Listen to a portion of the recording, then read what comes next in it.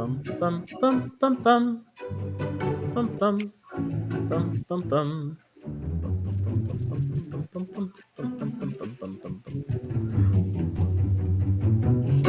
Hey, it's Mumamo.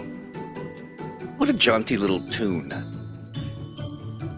I like it. That's how you know it's Momamo. We're jaunty. That's how you know. Yeah. We are. And The Mumamo, of jauntiest. course, is Mutants and Masterminds Monday. And it means we sit around and we talk about Eminem, the TTRPG. Well, honestly, the only superhero TTRPG known to civilization. It's weird, but we're happy to hold the line. Yes. Yeah, It involved no tampering with history whatsoever. none at all. None at all. Why is At least everyone as far as wearing you a can tell. goatee? That's so strange. But you know what else? We get to hang out with chat. And chat, we've got, who do we have here? We've got everybody. Everyone's hanging out. Yeah. Early, too. King Snarf here. Paul, good to see you, my friend. Paul Rua, of course. Devious hanging out as well. You'll hear from him a little later in the program. Let's see, who else do we have? Say hello. RC's here. Good to see you, my friend. Oh, Claude. Hey, you know what's so funny? Claude, that one time we talked about that thing that you wanted to do for the other thing, you get to do it. Sweet. You have permission. Very specifically, I'm talking about music. You can use it, so this is just a little private note to you. Everyone else can ignore. What's up, nerds? Like, Says what are we RC. talking about? Let's see, who else we got? Apook's here too. Hi, Apook. A good Mumamo unto thee. Squire And as also well. Mike Sullivan. Good to see you, friend. Hello there. It Hello. is impossible to do this show without these two fine fellas. Hello, everybody. Hello, Good to see heroes. you. Hey, Jenna99? I feel like we've had this encounter before and I've forgotten. But Who let ninjas in here? right? Who's we at have the a door? strict ninjas only at night because it's easier for you to blend in. Is why it helps you do all your murder and things. We're just trying to be considerate to the ninja population of the Momamo family. Oh, Claude, I'm glad that got back to you. So, Claude, you know, he's Claude's doing a general. I should correct the record because I made it sound like he was doing a show about Mumamo. He shall touch upon some of the topics from time to time, but it's really sort of a comics and the genre, if you will, and which I think is fantastic. And I believe you said, Claude, it would be Friday nights, but Claude had reached out to our friends over at don't tell me what it is. It is that studio that with people filled with people we love, and it's all about. They made the Steam game, and they are called Handelabra. Ah, yes. Yep. The, Right out of my the folks who made our electronic version of Sentinels of Earth Prime. That's right. And there's music that they play. And Claude was like, I really like some of the music that they have. And yes. so Good he's going stuff.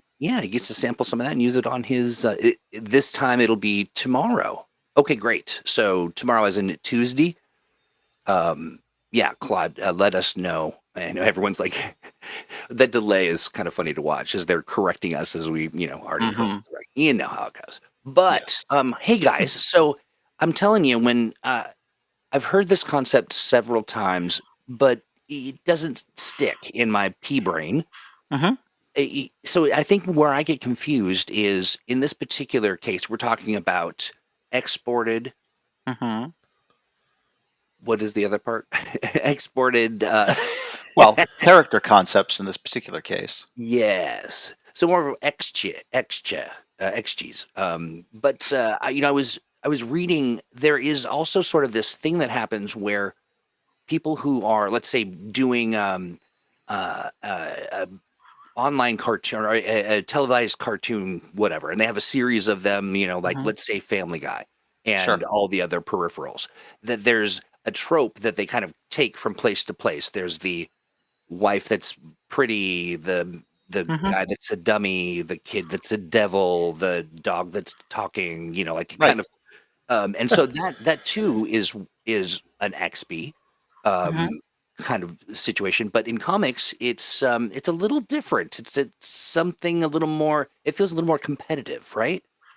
Can be. I Mhm. mean, it's the notion of the XP really runs the gamut, in terms of from the really sort of overall archetypes of comics Yeah. to, oh, this is obviously this character. You know, Mhm. Yes. there are like, wow, this is a Superman like character, a paragon archetype of somebody who's super strong and invulnerable and all of that. And then there's, wow, this character is clearly Superman.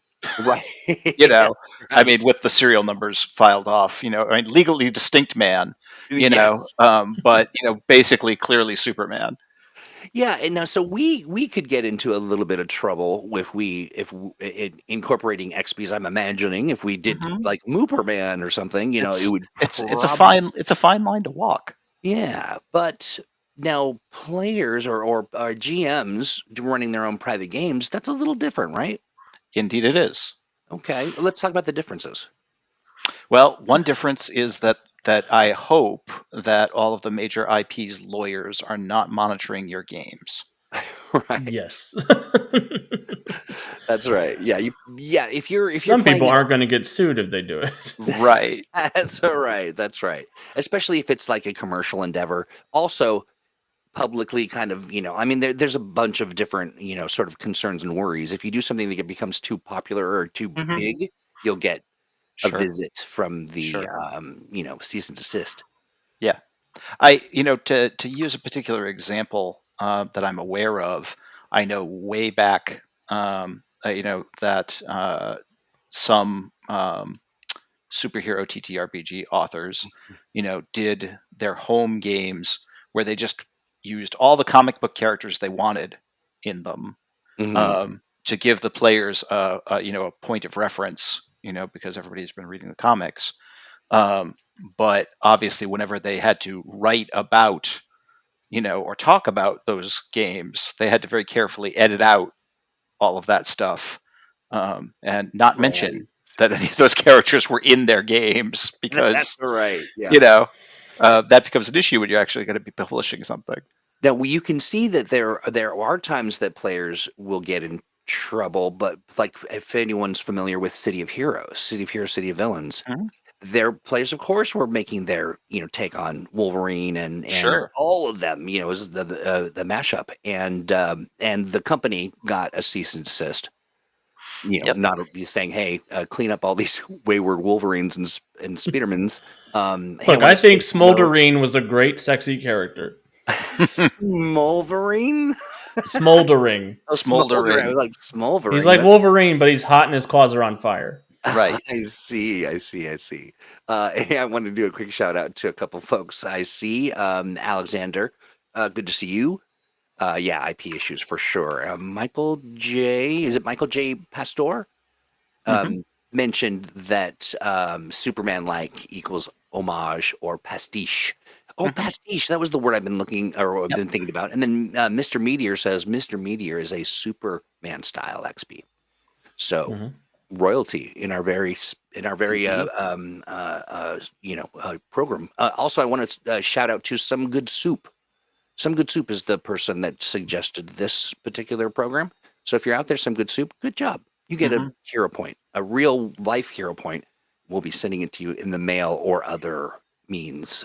Just keep your eyes open. You'll know it when you see it when it bounces off your forehead. Let's Yep. see. Other things here. Blue haired lawyer is after us. Yeah. I still play City of Heroes. Yeah, the Zatran. Good to see you, friend. Yeah, I jumped in on one of their servers and it's just like I remembered it, but different. Hmm. Warden Maximus, good to see you as well. Boy, we got a whole everybody's here. Yeah. So when you're creating the homage and in your games, what are some of the outside of the so we've established what would be a kind of appropriate, like don't make money Hmm. off of it, don't try to start a business doing it, don't advertise your TTRPG using unlicensed heroes from another IP, that kind of Hmm. stuff. Right. But what are some of the concerns or issues that people might have around the table as it relates to the XP? Well, some people can accuse you of not being creative if Hmm. you rely on XPs. They can Okay. say that you're just stealing this idea from an existing property, and they that comes with the baggage of we know what to expect with this character, which can be an opportunity to do something Hmm. interesting with the character. But there is that sort of perception of laziness that can happen when you rely on Yeah. XPs too much. Yeah, and I think that there's sometimes the expectation that an XP is going to automatically get all of the benefits of that sort of source character. Hmm. You know, whether or not, I mean, you can certainly create a power level 10 version of Wolverine or Spider-Man or even Superman if you want to, um, but they're not going to be those characters, and they're not necessarily going to come with everything that is accumulated for those characters over decades of publishing. They're going to Right. be new characters in your M&M game, and they'll be subject to the game rules and to the story that is being told at the table. So they may also not be the center of attention or the most popular character just because the source character is. And that can set some folks up for disappointment. you Yeah. know, Hmm. Right. Yeah. When you turn out to be like a baby Wolverine yeah, without, Yeah. It can also um, set up an expectation that this character might be like that godlike GMPC. hmm, That's yeah. something you always want to avoid as a DM. Michael Pastor says this, I think, is really true. That people will start arguing with you about your interpretation of that right, character. That's not my Hmm. Wolverine. right, right. Yeah. That character would never do that. Yeah. Sort of Yeah. thing. You know, yeah. Let's see. You kind of led people. People are on fire about this topic. Good on you. Some good soup. Apook mentions that I often make pastiche characters from several different sources. My Hmm. Atlantean character, Yep, hero, high characters. Andrew's a little bit of Aqualad. Okay, with yep, Miss Martian and a little bit of Superboy. yep. Indeed, that's a good approach as far as that Hmm. goes. What are some famous comic book related XPs that we know of?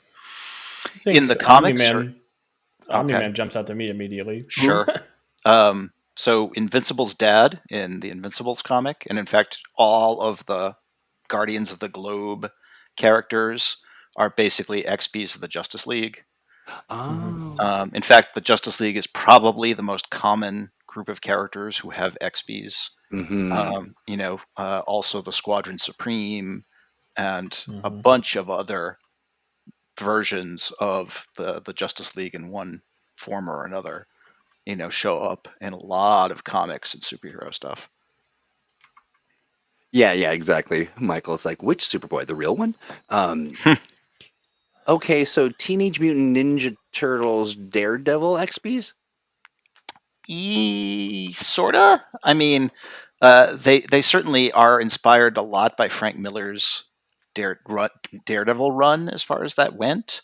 Yeah. There's even a little joke in their origin about how the ooze that mutated them bounced off of the face of a kid, who knocked a blind guy out of the way of the truck before it rolled into the sewers.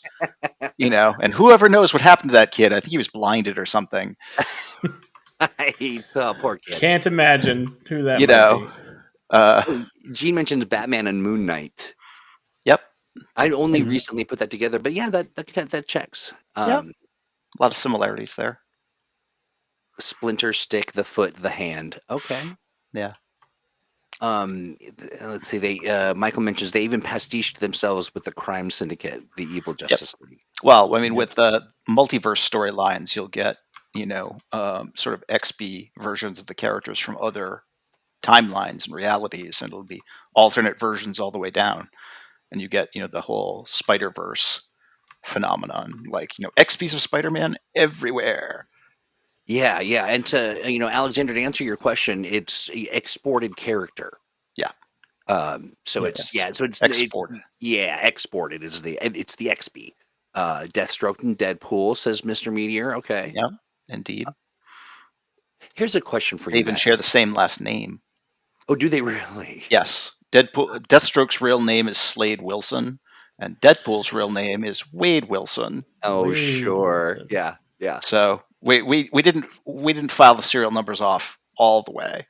One of the websites that I really enjoy, and I linked to it in our show notes, but TV Tropes does a really good job Yes. of sort of dissecting a lot of this stuff, and I spent a lot of time kind of checking out sort of that concept, and then they get into deep into the comic books, which is really very interesting. But I had this thought: Mm-hmm. Archie comics.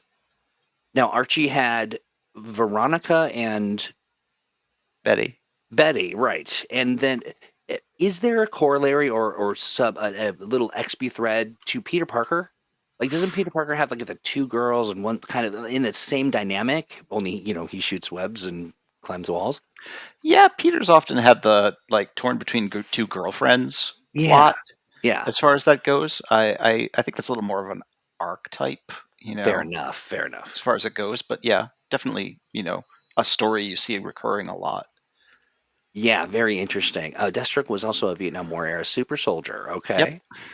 Very We talked interesting. about that last week. We sure did. During our Super Soldier episode. Claude mentions there's actually a closer XP to Batman at Marvel, Nosferatu. She's a Bat That's a deep cut.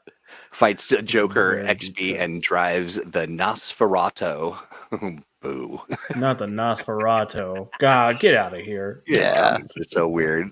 John mentions, that's John Byrne's She-Hulk, if I remember correctly. yeah, no, does John Byrne, he appears a lot in the conversation around XPs. Like, Yep. is he sort of the progenitor of the notion, or I wouldn't say that, but he certainly did he's more than his fair share of it. As far as that went. He definitely played up that notion in a lot of the books he did, and he did a lot of sort of thinly veiled versions of different characters. Yeah, he sure did, and it goes way back. Some real weird ones. Yeah, and also what's interesting is DC Comics did an XP of Archie Comics, but they called it Binky. Yep. Weird. So funny. Yep. Well, I mean, and of course, early on in the comics publishing, XPs were just that, in the sense that they were basically unlicensed ripoffs of other people's characters. Yeah. Early on in comics publishing, DC sued numerous publishers who were basically doing versions of Superman, including Captain Marvel and a bunch of others. Oh wow, yeah. Captain Marvel was outselling Superman too. Because, all right, I was going to say some of them, like Captain Marvel, are actually more popular than Superman. Very interesting. And so there was a lot of back and forth, legally speaking, in terms of protecting the idea of particular characters and the like. When we started to get into the sort of fan-created space of TTRPGs and online RPGs like City of Heroes, then you're starting to get into a lot of fan-created XPs of comic book characters. And like we were saying, that is a whole different sort of gray area. Yeah. It's probably fine at your table, for a live TTRPG. Sure. A little trickier when you have something that shows up in somebody's server, that anybody can go and look at. Right, that's right. Or if you set up a little Patreon and people are paying you to do your thing or whatever. I mean, there's definitely Absolutely. some concerns. Who do we think is the most exported character in the sort of comics? Superman. Space? Superman. Yeah, okay, gotcha. Superman or Spider-Man. One of them. Yeah. But possibly anyone, I think closely followed by Batman, but Wolverine's in there, don't you think? Definitely. Wolverine's up there, but Wolverine is just such a comparatively more recent character that there haven't been quite as many. Got it. There's, I tell you, our community is just a wealth of comic book nerdery. I love it. Yep. It is some real good stuff, and I'm looking at, when we're talking about mutants masterminds, who are our XPs? Who are our homages? Oh gosh, I mean, that's a long list. I tried, at least in terms of some of the stuff in Freedom City, to create more pastiches and Yeah. characters inspired by than ones that were clearly Expys. Like going in that Mhm. archetype route, right? Like, Yeah, a little more about that archetype route, or trying to take the notion that was mentioned in chat about mixing and matching ideas. So, like Daedalus, for example, is power armor guy. Yeah. Mysterious inventor. Clearly, on some level, he's an Iron Man XP, as pretty much every power armor guy is. Yeah. But instead of going the route of like, oh, he's a wealthy industrialist and he's, a super smart modern day genius sort of a thing. The thing I wanted to do was like, okay, so he's a power armor guy, but what if he's like also mythic, and has some ties with Greek mythology? And that immediately led me to, oh, hey, there's this famous inventor in Greek mythology. What if he was Ah. immortal and created a suit of power armor? And that's where Daedalus came from.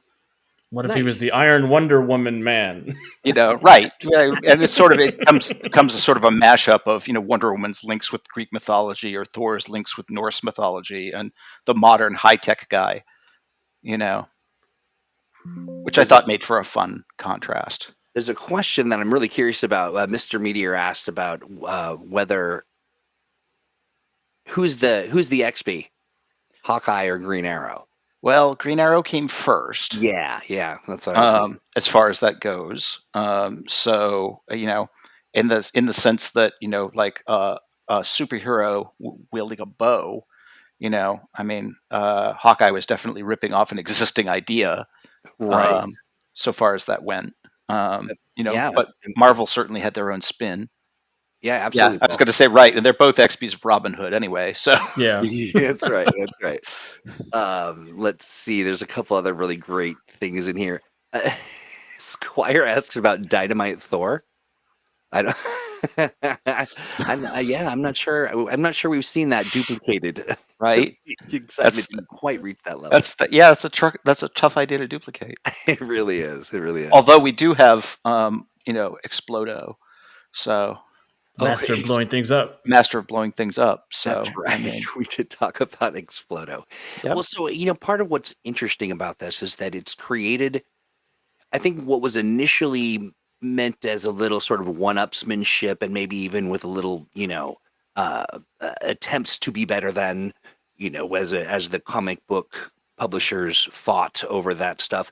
It created a culture that is, it is an acknowledgement that there are certain, there are certain archetypes and people have kind of come. Sometimes you see people run into, they go, wait a minute, that's supposed to be, that's a rip off of whatever. And it's like, well, Sure. Not a rip off, really. Well, that's the thing is it has become clear, what concepts you can trademark and what things you can't. And so, things like, my character is super strong. You can't trademark that. You can't say you own the idea of people being super strong or invulnerable or wielding a bow or any of that sort of thing. And so there are a lot of common tropes and archetypes, the spider powers thing, for example, and where you get into trouble, again, in this particular example, is when you get like, oh, but they're also wearing a costume that's like exactly like this character's costume, but it's different colors, or something equally way too similar. Yeah, absolutely. And, this is, I like this. Simon brings up that he created a Zorro XP, which you don't really see. Zorro kind of sort of in his own category, really. In the Batman category. You think so? Okay, that makes sense. Or Batman's in the Zorro category. I was going to say Batman the was way around. Actually, Zorro was first. Yeah. I remember watching Zorro, and then there was another old time kind of Sinbad. Remember those Sinbad? Those were just remarkable. As a kid, I watched them and just be like amazing. But yeah, that's very interesting. That makes a lot of sense connecting those two. His horse Tornado. I like that. Yep. Jacob Blackman's got a whole 2 volume of Expys. Yeah, nice. Yeah, actually, that's Mhm. Jacob's Superpowered Legends is a great example of the whole XP concept. In that, when we were doing DC Adventures, a lot of folks were like, "Oh, when are you going to do Marvel? When are you going to get the Marvel license? When are you going to do Marvel characters?" And Jacob was like, "Well, I can't legally do Marvel characters, Right. but Yeah. I can create characters who are, as he says, strangely familiar." Yeah, absolutely. I'm You know, dropping the Superpowered source book. I believe the one I just dropped was yes for 3E. so his Superpowered Legends characters are very much XPs, Yeah. but deliberately so, and with Mhm. with occasionally some interesting twists to them. And Rouge Genius is just one of my favorite. That's how you pronounce it, I imagine. One of my favorite groups of people. They're just very, very cool. Of Yeah. course, we've got our very own Owen Casey Stevens Yes, indeed. over there, which I Mhm. dig quite a bit. Let's see. So yeah, check that link out and go pick it up. Tell them Moo Mamo sent you. We talked about Spinneret. Yeah. Coyote even has a whip and a sword and a pistol, of course. Oh, Madam thanks, Mr. Meteor. Bomb. I'm glad you enjoyed the DC books. Hey, this is okay. Well, there you go. Your dream come true. Oh, there we Madam go. Bomb is See, the an XP of Dynamite Thor. Yeah, asked and answered. I love it. I love that. And of course, because why not? Yeah, Explodo the Great. That's right. Beta Ray Bill. Why is that familiar to me? He's He's Horse the Thor. right. He's Oh, the Horse Thor. horse-headed alien who is also Thor. Did he come? Yeah, he came from another timeline, or Nope, just oh, a Another planet. alien in the Marvel universe who happened to get his hands on Mjolnir well, why the and long face? got Thor's power. Exactly, It's because Paul, drugs were cheap. putting the Troy, that's why cart the long before the face. horse. that's right. Hey, Alex, I'm This is curious good. because the Titan City setting has such a particular origin with its sort of modern mythology and all of that. Do you have many what you consider XP characters in the setting? I mean, sort of. More sort of what we do with Freedom City and Earth Prime, with Hmm. inspired by the spirit of that character more than like a clear bring in Right. of somebody else. Like if you squint at Anson, he's John Constantine's costume on Doctor Strange Hmm. with Wolverine's regeneration. Right. Chevron, I've often equated to the Punisher, but meets Captain America with the, in regards to the experimentation and Hmm. his mentality. Atlas, the Titan who holds up the Earth, although in the Titan City continuity, he never held up the Earth. He holds up the weight of humanity's collective evil Mm. as a punishment for Prometheus giving us the fire of free will. All the Titans did that, and Atlas has to live with the consequences of that free will, where we decide to just do bad things to each other. Right. Very Sorry, cool. guys, I'm laughing. I'm really. I didn't want to interrupt. A portion of the show that actually has good information. But Beta Ray Bill equals BoJack BoJack Norseman. Norseman. Yeah. Not You've never BoJack seen that joke? Norseman. Yeah. No, I haven't. It's great. I love it. I've not seen that joke either. Yeah. Very, very funny. So folks were asking about villain XPs, and yes, absolutely. Okay. You can definitely do XPs of bad guys just as easily as heroes. And of course, one of the popular ways to play around with that is to flip the notions and do XPs of heroes who are villains, or vice versa. There are plenty of evil Superman clones out there. I'm not familiar with Icon from Milestone, but Julio Caesar says a good super bad XP would Yeah. be example would be Icon from Milestone. Yeah. Icon is an interesting twist on Superman because Icon is is that strange visitor from another planet character, Mhm. last survivor, that sort of a thing. But he instead of being raised in Kansas by nice rural farmers, ended up in the deep South prior to the Civil War, if I remember correctly, and of course, it looks like a black man. So he had a very Gotcha. different experience of growing up on Earth, Right. Right. as far as that goes, in spite of the fact that he's essentially a Superman character. Okay. Byrne is a little problematic. I'm not even going. I'm looking at his past, and he had a Mhm. college newspaper strip, Yeah. and it was called "Gay Guy."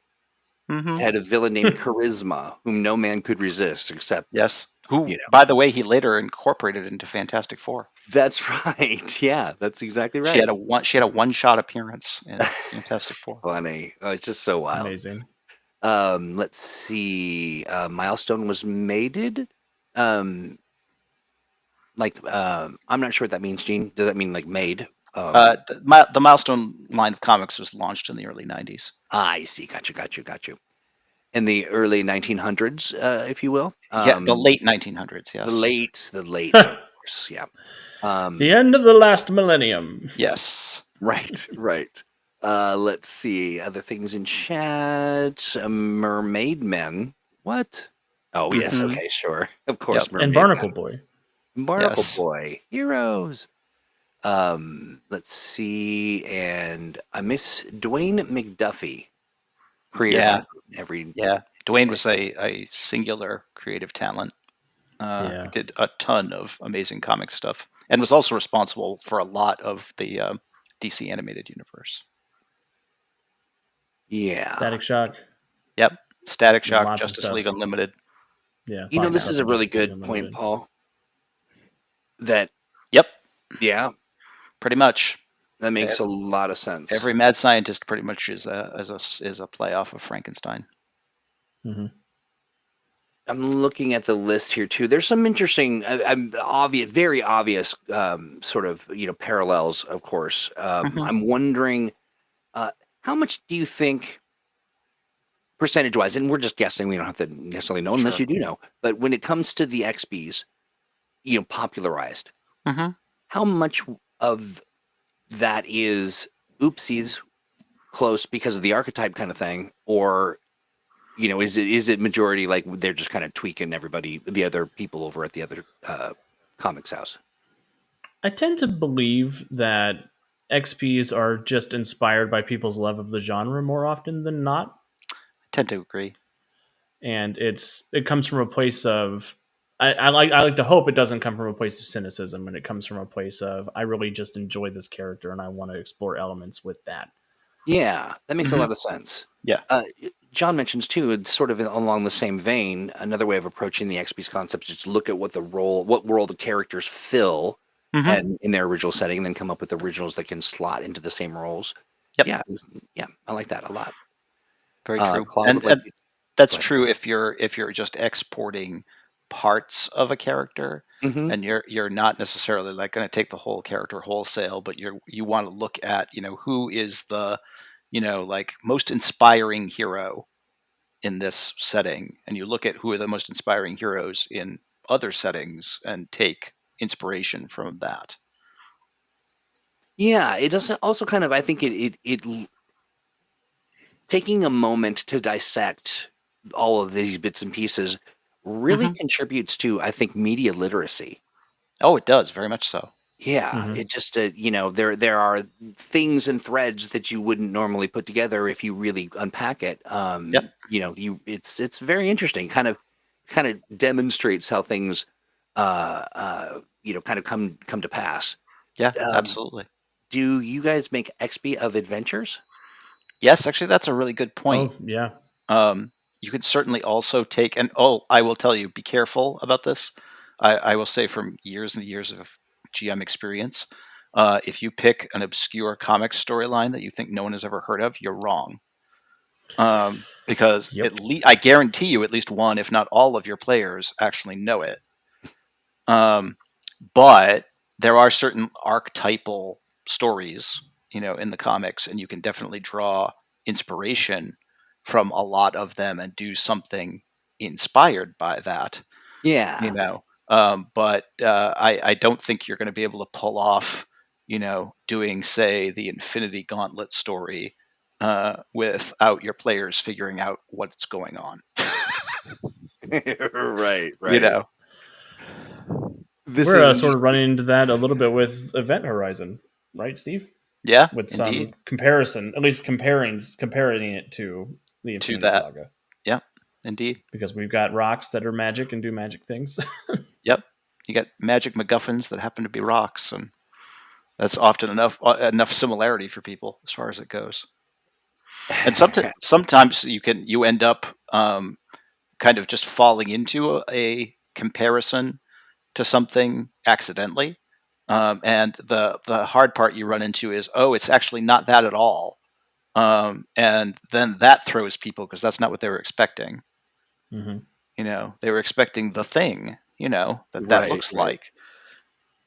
I'm a big fan of Alex Luthor. Yep. Alex Luthor. That's Alex his Luthor. name. It is Alexander it. Luthor. Yep. So interesting. So in this was this the original Invincible comic? Yep. So was it a part of the Marvel universe, or does it It remain, or is it? was something that was sanctioned by Marvel in Hmm. the original comic, but when they adapted it for the animated series, Marvel was like, nope. Nope. Oh yeah, when Spider-Man shows up, Yeah. Yeah. I like that. So let's see. and they almost had Batman in it. Alejandro, good to see you. I'm glad you're here. You're right on time, friend. You got plenty of time. We've got a whole almost a half hour, or not really, whole 20 minutes. You're good. Let's see. Yeah, we'll see the progenitor of our president. Let's see. Another odd Expy. Would Doc Brown be an Expy of Doctor Who, and the Doctor kind of becoming a Sherlock Expy? Huh?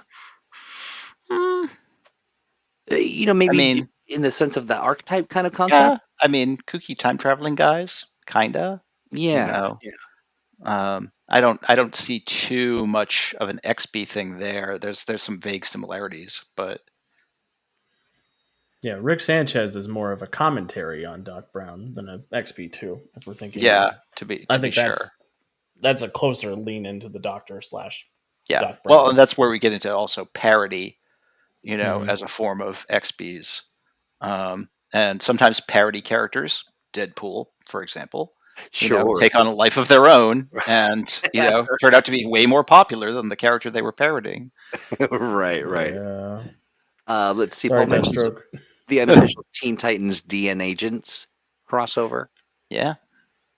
That'd There be- was a period of thinly veiled crossovers between DC and Marvel before they ever did any actual official crossovers where their actual characters met each other, where creative teams would collaborate and each one would create an XP version of the other's team.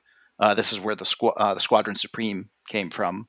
Was an unofficial Avengers Justice League crossover that also created the much less known heroes who were also Avengers XPs, who appeared in Justice League, most of whom are long since gone. But right.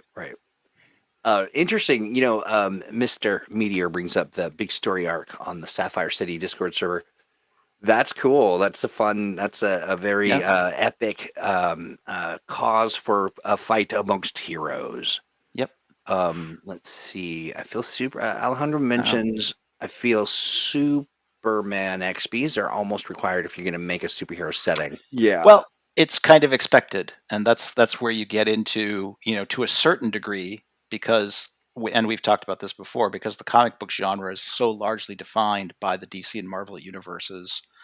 If you're going to create a superhero universe and you're not going to have characters who are like Superman and Batman and Captain America, then it doesn't seem right it doesn't seem like a very superhero universe. In a lot of Right. Yeah. It ways. feels like, something's missing, something Right. super heroic. Alejandro, this is interesting that you say this.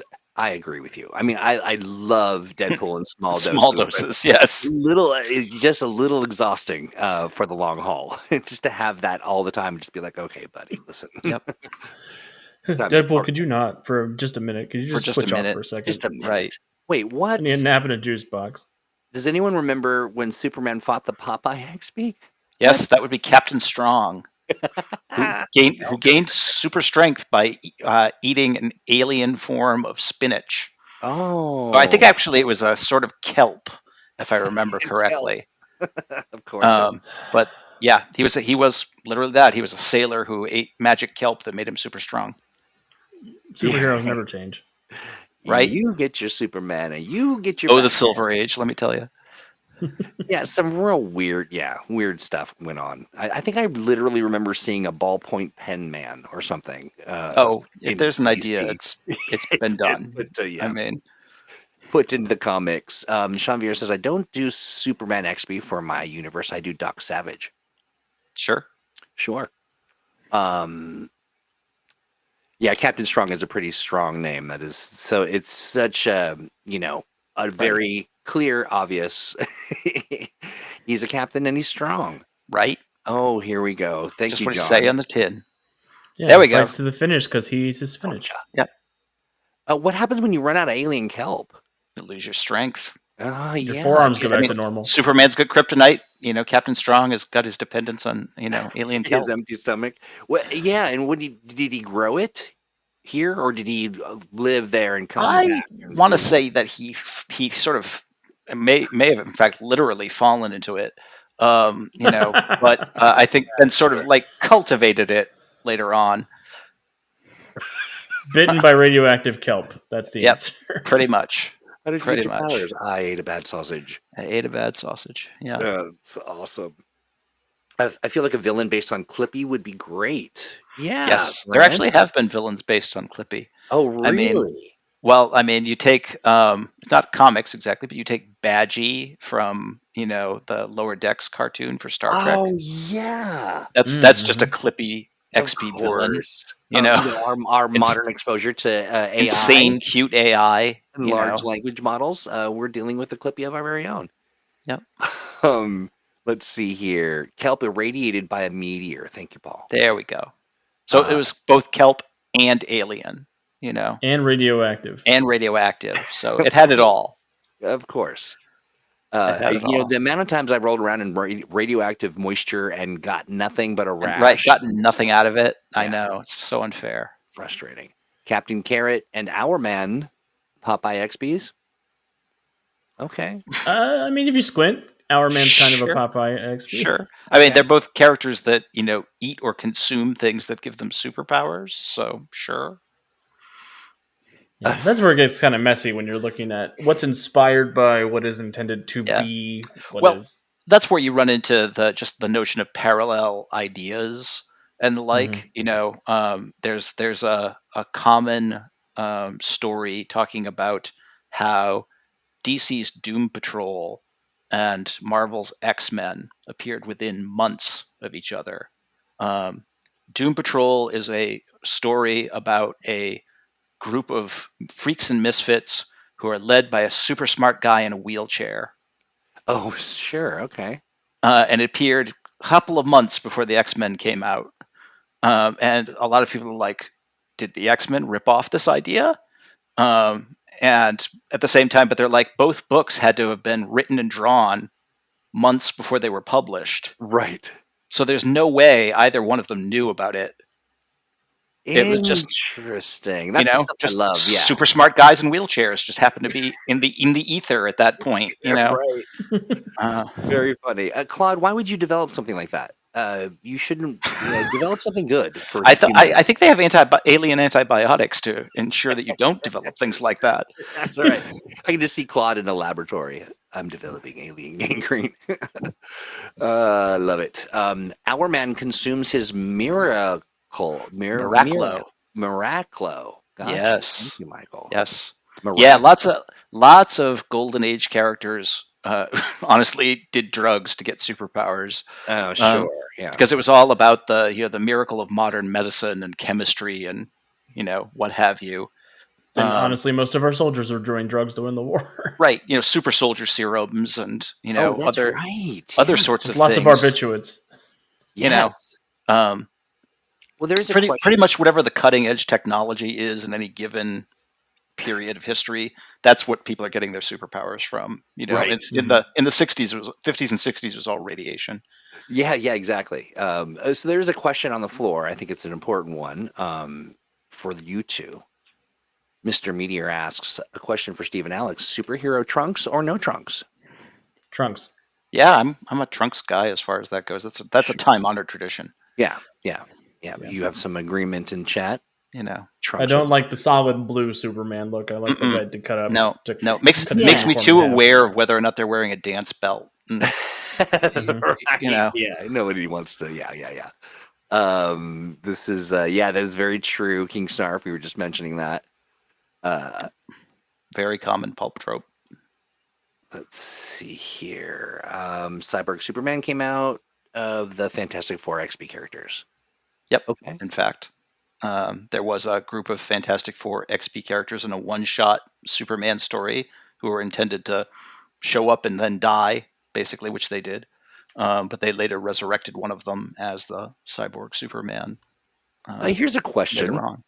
So King Snarf talks about Lee and Kirby ripping off other comics, and so my question is, who was the more egregious of the back? Because it doesn't seem like it's as aggressively prevalent as it was back then. Well, people are a lot more litigious now. Yeah, fair enough. Yeah. And I think that they covered their tracks a little bit better as far as that goes. I mean, Stan Lee openly admitted that Spider-Man was inspired by the fact that he liked the pulp character called the Spider, who was an ordinary guy who had a gun that shot webs, but and likewise he was inspired for Doctor Strange because he liked a radio show called Chandu the Magician. Oh, sure. I mean, people get inspiration from all kinds of things. I mean, how much of that is outright copying?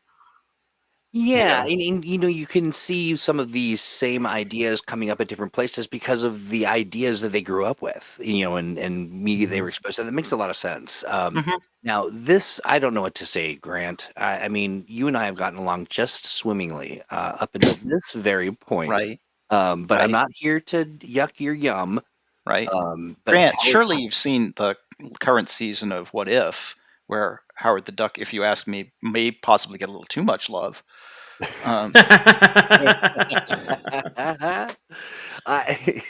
you remember the Howard the Duck live action thing? Like, I do. Why do they do that? George Lucas had too much money and too much time. Yep. Yeah, I mean, he just an unpleasant looking thing. It's just not my favorite. Yeah. Okay, interesting. Yeah, I've seen this before. It's very, very interesting. Yep. When those two movies were very similar, and you're like, it happens. What? Yeah, and it feels like it almost is some kind of a competitive thing, but by all investigations, that they are separate movies just made and kept under wraps and then released and look very, very similar. It's kind of, sometimes it's just that idea is just out there. Yeah, and multiple people kind of pick it up. Mr. Meter asks, are the new gods XP of the Thor comics? Well, the funny thing is, it's Jack Kirby doing Jack Kirby, So, I mean, yeah, kinda, in the sense that it's Jack Kirby's interpretation of mythic deity, as space gods sort of thing, But it's not like it's literally a thing that Kirby has done at least 3 times. Right. So I mean, he did Thor and all of the associated stuff. He did the New Gods. He did the Eternals. And they're all kind of the same notion over and over again.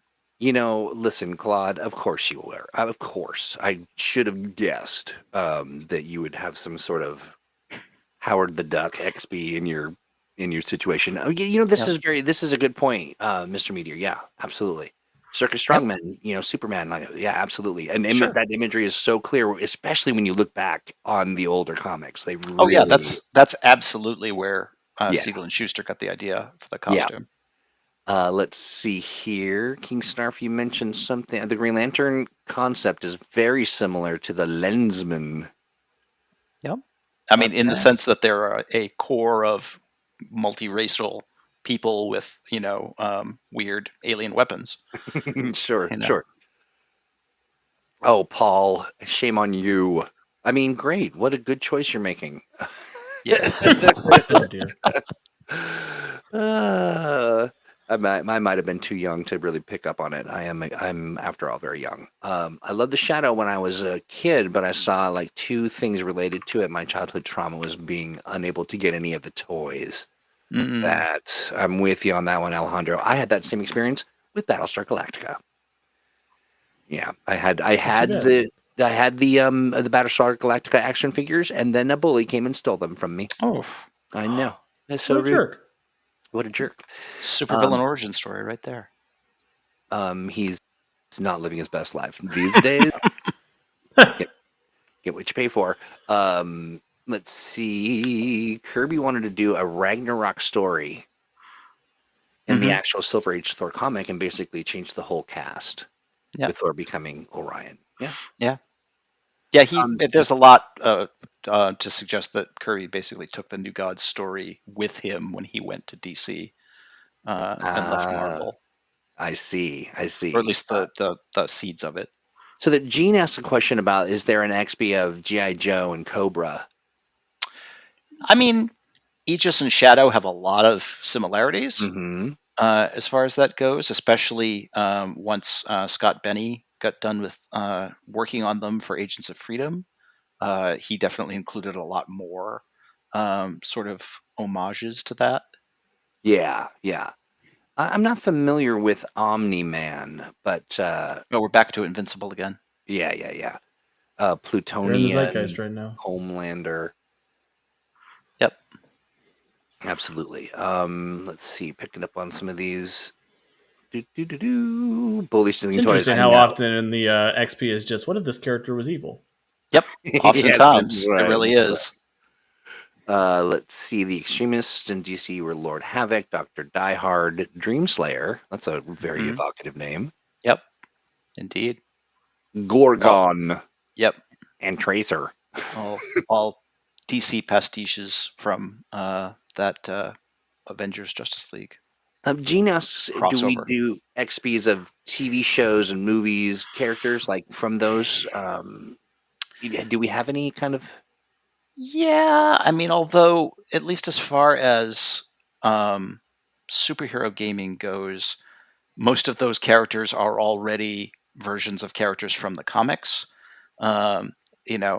Generally speaking, I don't do I don't personally draw a ton of inspiration from, just random TV shows as far as that goes.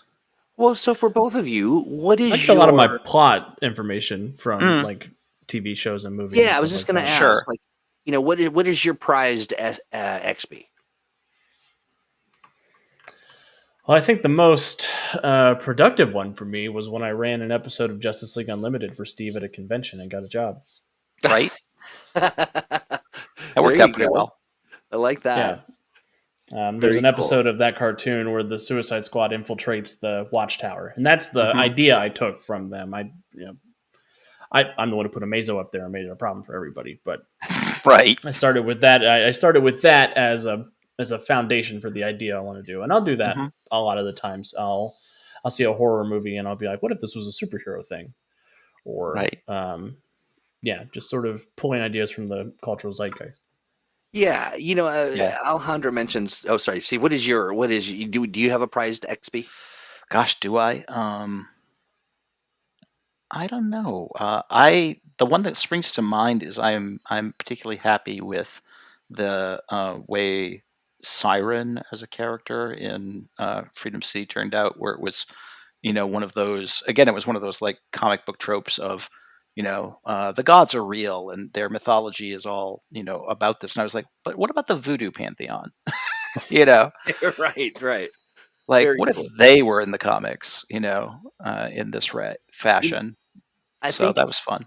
that is super fun, and I think Alejandro brings up kind of a good point as we're reaching the end of the program. It's that sometimes the XPs are more enjoyable or more functional or more sort of usable Well, or relatable because the you the yeah the thing with XPs is they're very freeing.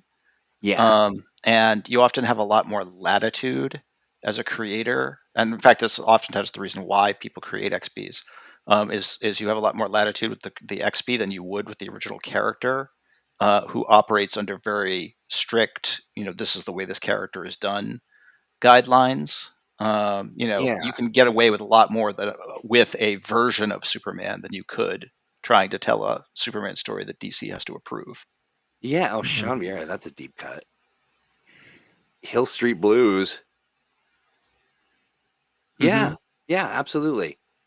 Um, awesome. I mean, so this is a great conversation, and I will tell you that it took me a little bit of time to wrap my mind around the notion of XPs and not just sort of see it all as sort of, oh, you're stealing ideas, but when you're really getting into the meta of it, you dig into it, and there are some similarities. It's Mhm. kind of benchmarks, as you move through learning how to TTRPG and also just enjoy comics and the fandom in general. So, Yeah, and exactly. fans have just run with it, right? Go ahead, Alex. Yeah, I used to be a lot more judgmental of XPs when I was younger. Yeah, yeah. I thought of it like, oh, you didn't have the idea of your own. That's idea's not as valid.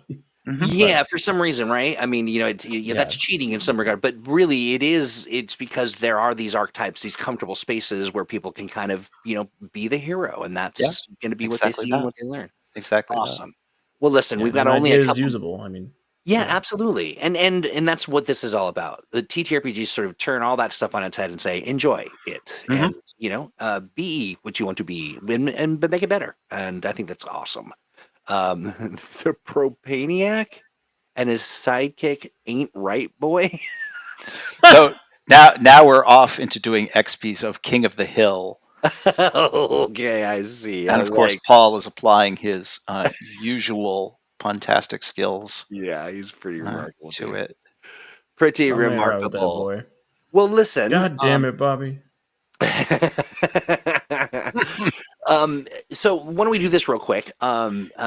First, thank you both for hanging out. This hour is always enjoyable. We have a great time. It's so much fun. And this one flew by like crazy mad. And so I'm going to try to Right. get you out of here on the top of the hour. But Steve, what's going on in the Steve Kenson cinematic universe? So speaking of XPs, forging my way ahead through the updates of the Golden Age archetypes for Mhm. our archetype updates Oh, I need to get over those on out. the Cape and Cowl Yes. Club. Yes, We need to talk about release schedule for that. we do indeed. Um, and I am also working on some of the future M&M stuff that's getting play tested over at Cape and Cowl Club. Nice. So far as that goes. Yeah. Yeah. And also speaking of XPs of adventures, over on my Patreon, I am doing a series of adventure archetypes that are Ooh. basically sort of taking archetypal comic book stories and breaking them down and looking at how to build them out into adventures. My next one releases this coming week on Wednesday, Nice. and is all about invasion stories. Listen, So Steve Kenson's one of the hardest working men in superhero business. So, get you some. And I dropped the link in chat. But of course, if you're listening, you want to go to patreon.com/Steve Kenson. One yep, word. There you go. Awesome, Steve. Anything else? I think that's No, pretty much that's a covers it. lot. Yeah. I think that's enough. Well, I will as soon. Let's check in with Alex, and then we'll answer this question. But Alex, Yes. what's going on in your world? Well, I've got Freedom League Dark and the Multiverse of the Master Mage coming up this Wednesday. We're Woohoo! closing in on the finale. We're trying to find a way into the dungeon dimension to stop Adrian's evil plan to destroy everything. Now, are you streaming primarily on Twitch for that? Twitch and YouTube. Oh, okay, good. Nice. And so that's for Untold Stories Project, right? Yep. And if you want to find out the ultimate fate of Crucible, I'll finally discover that on tomorrow night for City of Destiny, our Emerald City game. I've been burning to death for 2 weeks. What a long cliffhanger. I know. Right. I'm so fed up. It's a slow burn. It's a slow. Not slow since burn. Avengers Endgame have people waited. Yeah. I hope he's okay. It's just a little guy. I love my boy. He's a good boy. He's my Peter Parker Magneto XP. So, Alex, where can people tune in order to give you hero points for your death checks? Death saves. You can go to twitch.tv/Untold Stories Project and help me. Yeah, and you can also follow if you head over to their website as well, which is the untoldstoriesproject.com. Oh no, that's not it. That is it. I've got to fix our domain. There's an issue. Okay. So you're going to want to go to what was it? Twitch.tv /Untold Stories Project or youtube.com Untold Stories. You just youtube.com and look for Untold Stories Project and you will find them. We'll drop links, of course. Awesome. That's fun stuff. And anything else for the good of the order? Are we ready to answer this question from Mr. Meteor and let you two escape? Do just that. So the Cape and Cowl Club it's a club and it allows you to join. You basically pay $8 a month. You can buy a whole year and you get 2 months free. There's a free introductory month. And we're about to dump a bunch of archetypes on you. We definitely, they're coming.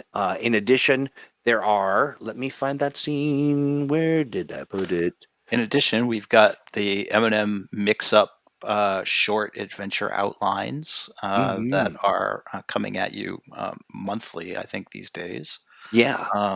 And the updated archetypes, early access playtest opportunities, and our ever exciting Pinewood Project which is game amazing. Design workshop series.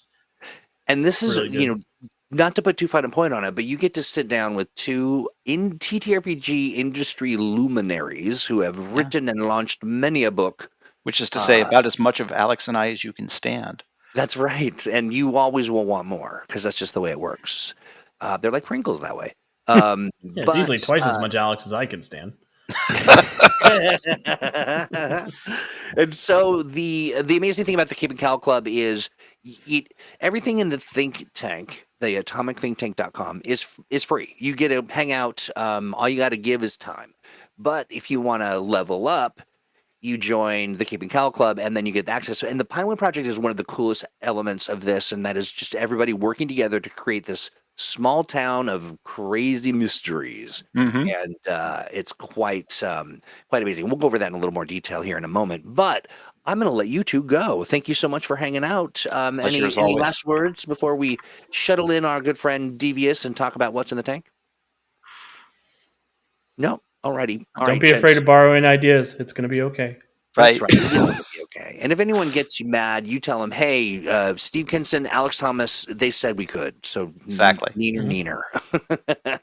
All right, guys. Thank you so much. Have a great rest of your week. Bye-bye.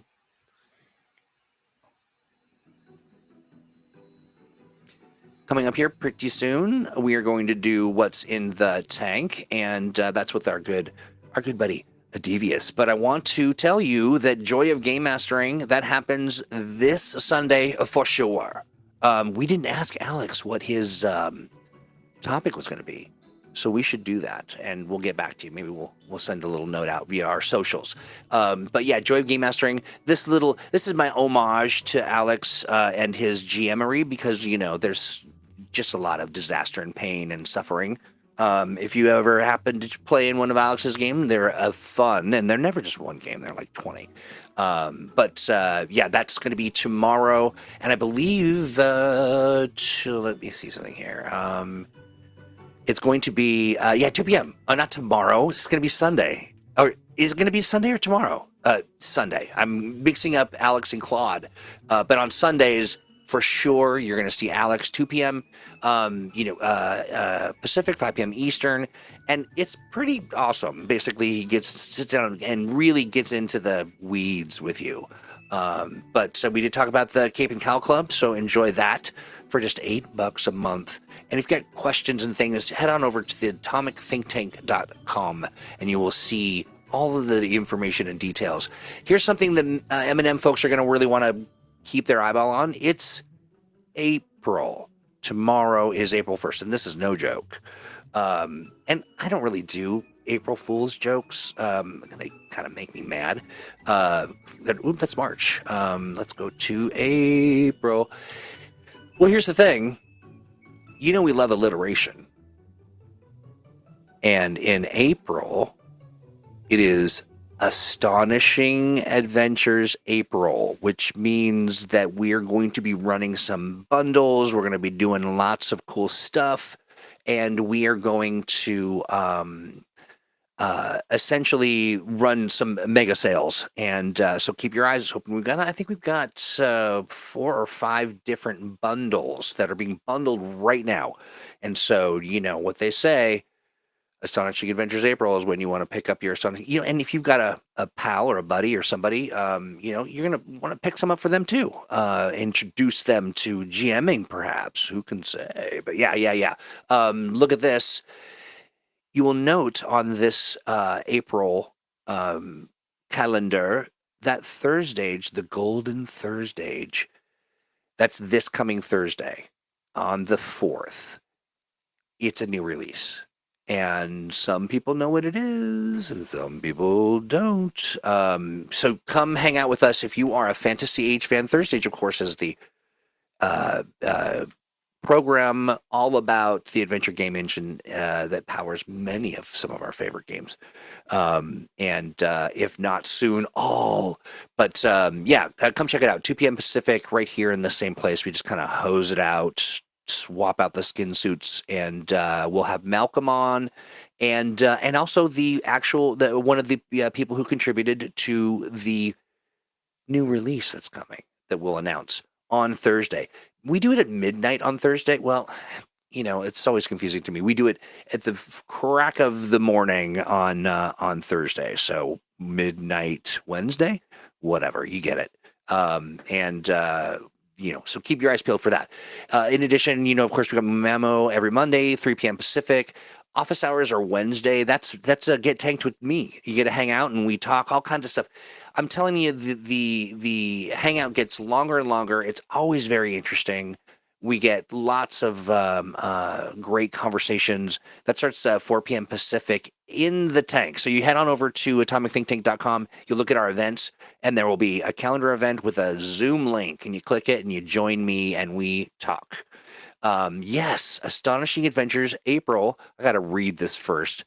No more of this reading it out loud before I read what the whole thing says. An astounding array of awesome anecdotes, accomplishments, and assets to amuse and amaze. Amen. Also, in addition to that, we talked about Cape and Cow. The specific Cape and Cow stuff does happen on there's a calendar in the tank that that you get access to. And we are about to drop all of those. There are some archetypes. There's some other stuff. It's going to be a blast. What else do I got here? What's this? Cut for that. It's time for this part of our program. I love it. We start talking about, hi, Devious. Hello. Hey, buddy. How are you? Living the dream. Living the dream. Yourself, sir? I too am living the dream. And it sounds a little bit like this. What's in the tank? I laugh every time.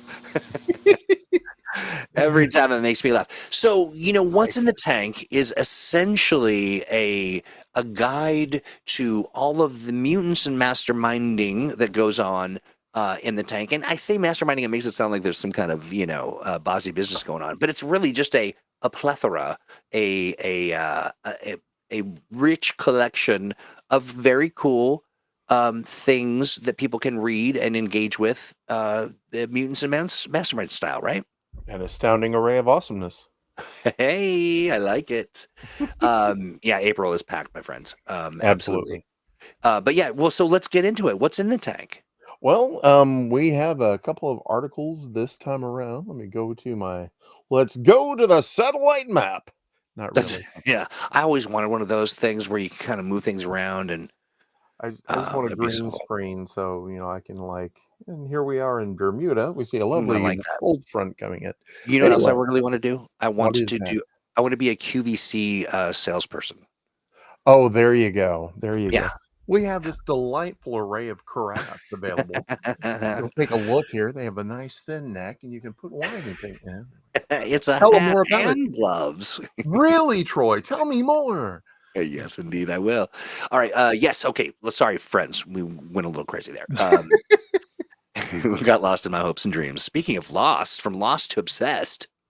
That's right. Basically, promoting player engagement in TTRPGs kind of goes over different ways to make sure that your players are engaged. There's kind of provide a purpose. It either has a purpose or a parish when you're creating plot points for the game. Make sure it either serves the need of advancing the plot or establishing tone in your game. I've talked more about it in the article itself. I also did one on villains with understandable motivations, the humanity behind the mask, basically making a villain that you might sympathize with. There are a lot of villains out there that have their reasons for doing what they do. There's nothing quite as boring as a two-dimensional I'm evil for the sake of evil kind of guy, Cobra Commander kind of guy. Ooh, So, nice. I like that. Thank you. Basically it's providing depth to the villains. So it might make you question if you want to fight them or not. I mean, they all have good reasons, like Magneto. Basically he's standing up for what he believes in. Mr. Freeze is trying to save his wife. They all have good reasons for doing what they're doing, and that's a little article on how to create that. In the Aegis files, we got a lot here. Look at that wonderful work. We've got Brenton Hudson doing 2 entries for the Serpent Squad Mumemo Challenge. And also we've got, of course, Steinbrewer, Matt Mabray, the big hitters. Chris Davies is still doing his series where he's taking the archetype pictures and creating characters behind them. It's fantastic. Matt Mabray. In the news, of course, we have this episode of Mumemo. Tomorrow we have Claude de Dardar. This is his French name. Claude de Dardar. He is basically going to be going over creating horrible. why I don't know what you are talking about. How dare you? The American. Anyway, Claude is basically going over what we just talked about, creating XPs. Hopefully, he's going to be doing an XP of Young Justice, but he set it up for people to vote. Contact Claude for more information about that. Of course, we have then Wednesday. Thank you, Troy. Woo! That'll be fun. But there's also, again, I'm torn because we also have Superhero Shenanigans issue 7. We stop before then. We don't compete. Try to get it squeezed in before that occurs. Yeah, no problem. Basically, I've featured 2 articles here, the ones that I just went over. Also the featured stat blocks. Still high, I highlighted the Serpent Squad entries and also Cobrina. Yeah, a Cobrina. But also Chris Davies stuff. I'm still basically putting them all together. Look at all these he's got. I know. Chris is ubiquitous. Hey, so is that pronounced Maciste? Maciste. I think it's Maciste. He's going to have to that has a better mouthfeel, I think. Yeah. Maciste. Yeah, I think Maciste. So. Yeah. But speaking of the Serpent Squad entries. Yes. Well, it is time. It's time, I say. The Green Ronini. Yes, the Heavenly Choir sings. And we have a winner and again, chosen at random. Basically, we put all the ones with the Serpent Squad tagged together, rolled a random die, and because honestly, you're all amazing, but Well, absolutely. And if I wish I could give a Green Ronini to each of you, but your winners to my cheesesteak. Okay. Your Thank you. cheesesteak. And My the winner, Yes. are you ready? Yes. Are you going to give me a drum roll? Give me a drum roll. Yes. Here we go. Ready? Yes. That's even better. It It is Paul Rua. Paul Rua! He's also consequently the winner for the Sexiest Mullet Alive contest in Australia. No. So, Did he win that one? He did win that one. He was up for it I for a voted while. for him. I was sure it was a shoe-in, but there's some pretty hot mullets out there. I know So, there are, sir. well, But Paul, congratulations on both yeah, counts. absolutely, Paul. Yeah. Let Troy what you want from the store, of course. That's right. Yeah. Ping me. So basically, what Paul gets is Mhm. anything that he wants out of the Green Renine online store, and we're going to be making a fashion mullet wig that we will sell through our fashion imprint called Exactly. Mullets Are Us. Yeah. Mullets are us, Yeah. indeed. That's right. Nice. Business in the Snake front, eyes. party in the back. Snake Eyes is the winner. Yeah. We have a lovely picture here, and I love the way he does these with Hero Forge. Basically, puts these together. These nice I little love that. images. That's such a great solution. Yeah. Absolutely. Oh, And I don't know if he knows that there is a Snake Eyes in GI Joe or not, because I know that's an American thing, but I'm sure it we'll got put a down there patch to on him and call him Australia. Snake Eye. There you go, Snake Or Eyes. maybe just call him Snake Guy. Snake Guy. That's right. But we do have another contest coming up. Oh, That's right. We have, last week we talked about the Super Soldier, we did indeed. and now we are going to have the Mumemo Super Soldier Challenge. I'm going to just go ahead and post that real quick.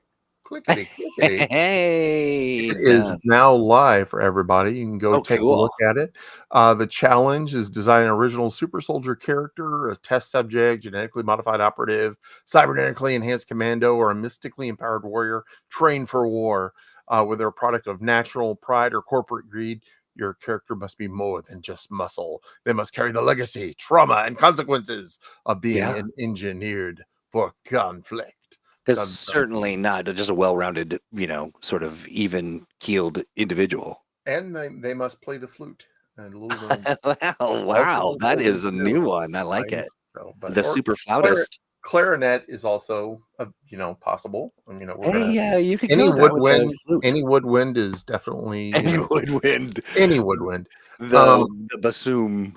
That's right. And of course, the we've got a deadline on it, April 13th, 2025 at 5 p.m. Get it in there. It must have the hashtag Super Soldier, and they must be carrying a woodwind.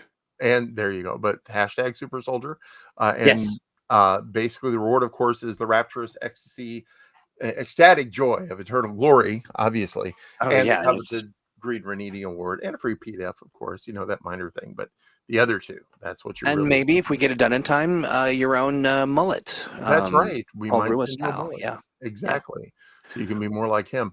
But I've got a couple of articles coming up. I'm getting ready to actually make them live right now.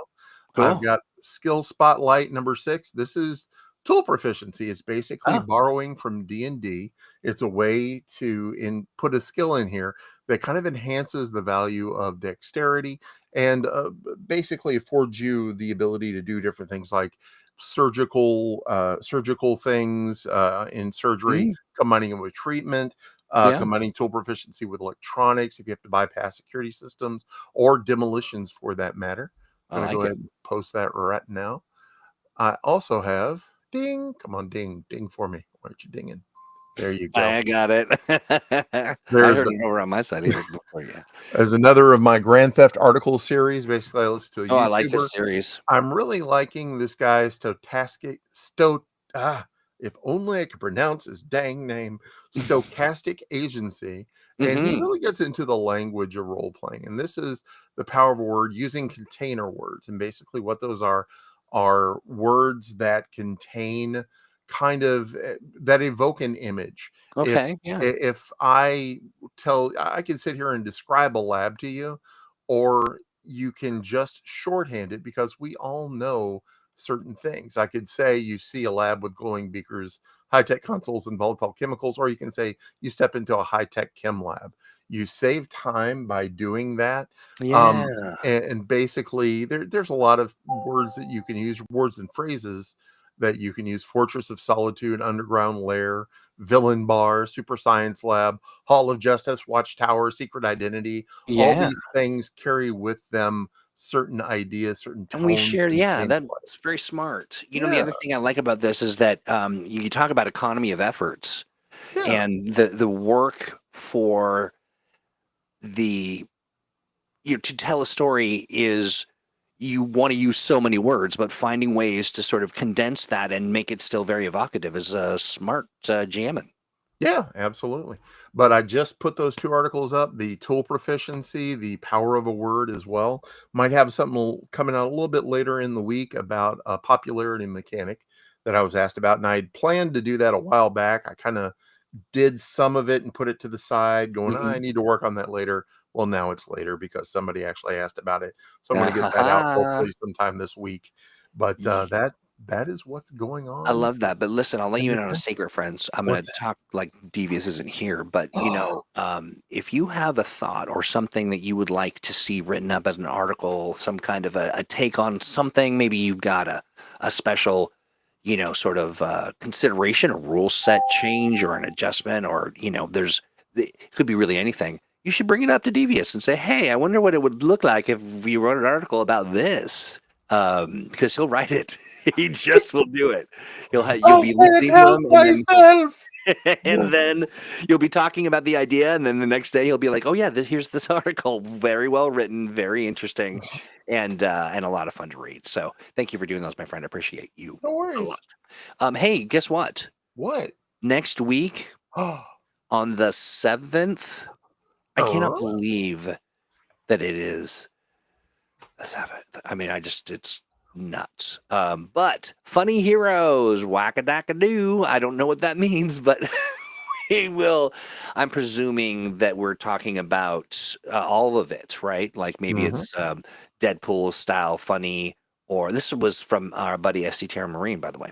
Yeah. And birthday boy Alex, it says, is Alex's birthday on the 7th? Oh, I don't know. But I did want to mention, wasn't this episode suggested by Some Good Soup?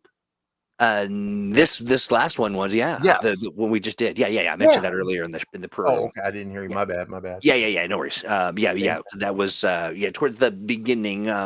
Called out some good soup, but this particular SC Terra Marine is the one that brought up Funny Heroes, and we're gonna have some fun with that. Now there is a potential that next Monday's show might be preempted by some traveler or whatever, but we'll figure it out and we'll let you know for sure.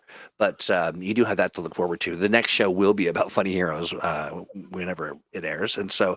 Oh yeah. Paul mentions that Devious wrote a great article on how to write articles. I Yeah. I wrote an article. I don't want to call it great, but I did write one on how to Hey, do we're that. talking And about you, sir, get your not mouth. to you. But anyway, go on. Anyway, no. I did write an article. If you want to look it up there, Yeah. it's in the tank. You can look that up, and if you want to write an article yourself, it goes through basically how to formulate and how to write an outline, and then how to fill that out if you want to do that, and how to put forth what you want to see in the world. Make it You know, so. yeah, I love it. I love it. Take command. But this Raymond brings up the Marvel slapstick, making superheroes with Looney Tune style antics, such as that I think that'll fit too. Like maybe Claude the Duck or whatever his name is. Yeah, Yeah, it's Howard for the Duck. sure, for sure. Howard the Duck. How could you trapped in a world he never made. Yeah, Howard the Doc, you know what? I'm sorry. Yeah, sorry. Doc Void, don't, I would love to see your snake characters, but Yeah. no guilt, no guilt. You get to, you participate in the tank antics as you can, you come as you are, and if you got gas in the tank to pop out some snake characters, the more the merrier, I say. And it doesn't have to be like right on time. You know what I mean? As I say, the snake characters arrive exactly when they intend to. Absolutely. Yeah. Awesome. Well, my friend, anything else in the tank that folks should know? Or I think that's all I got for right now. it's Keep a your eyes lot. peeled for more articles coming out. Mm-hmm. I am going to be taking a little bit of a hiatus, unfortunately, on Okay. Thursday be on for a few days, but after Okay. that, I should hopefully be back sometime next week. All right. Well, we will see you then, my friend. I don't know why I'm laughing. I'm going straight to HE Hockey Sticks. But Devious, always a pleasure. Thank you so much for all the detail and information. And friends, you can get all of that and more by heading over to why did that pesky logo pop up all the time? I don't even know. I don't even like it. Let's get rid of it. But it's so you go to atomicthinktank.com, you will be exposed to only the finest, and not only Mutants Mastermind stuff, but also Adventure Game Engine stuff, all kinds of good stuff. More TTRPG goodness than you could shake or would want to shake a stick at. And a mostly negligible amount of radiation. Please ignore the warning signs. And a mostly covering negligee. Mostly. Yeah.